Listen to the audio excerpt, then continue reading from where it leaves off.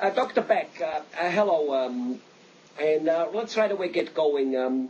Let me ask you a question, which I know that lots of patients out there are continuously asking, and that is, what are the reasons, why one would need a nerve test, or I think as you call it, a nerve conductivity test? What are some of the symptoms which appear that a person goes, I need that. I should go and do that test. Well, that's a really common question from my patients is, why should I go through all this? And basically, the reason why we want to do a nerve test is to make sure that you don't have nerve damage.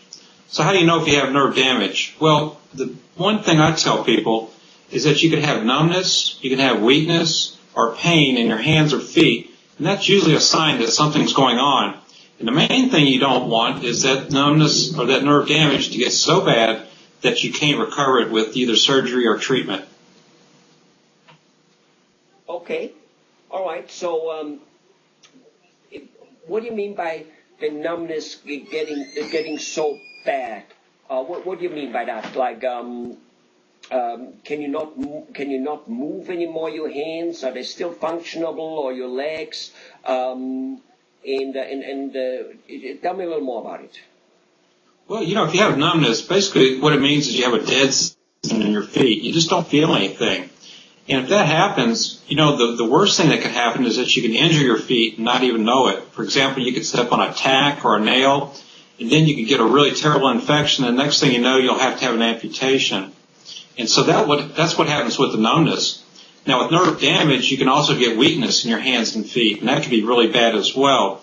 For example, if you have really bad carpal tunnel, your hand gets really weak, and then you can't do things like button your shoes or button your shirts, tie your shoes, cut up your meat, or brush your teeth. So nerve damage can cause numbness, which can make it really bad if you lose all the sensation in your feet and can be susceptible to injuries, and weakness, which can make it hard to use your hands or feet.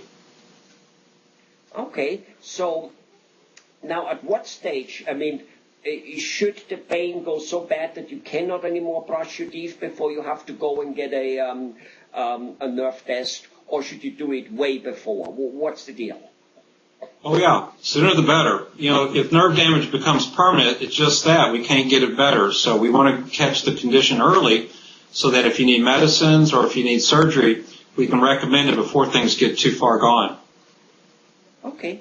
Well, wonderful. So I guess that's it about, when you should take a nerve test. So when you get numbness and pain and feelingness in any area of the body, I suppose, in hands and feet and are some of the common ones from what you said, then you should go and see whether there's something wrong with your nerves.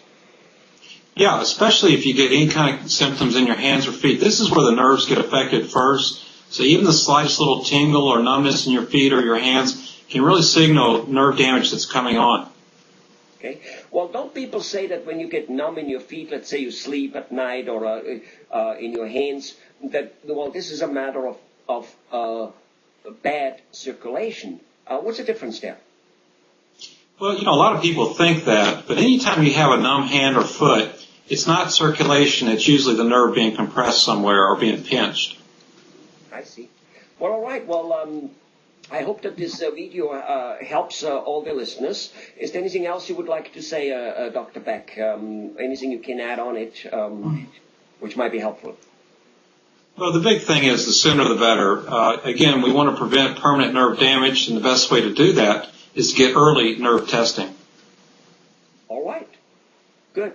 Well, thanks a lot, Dr. Beck.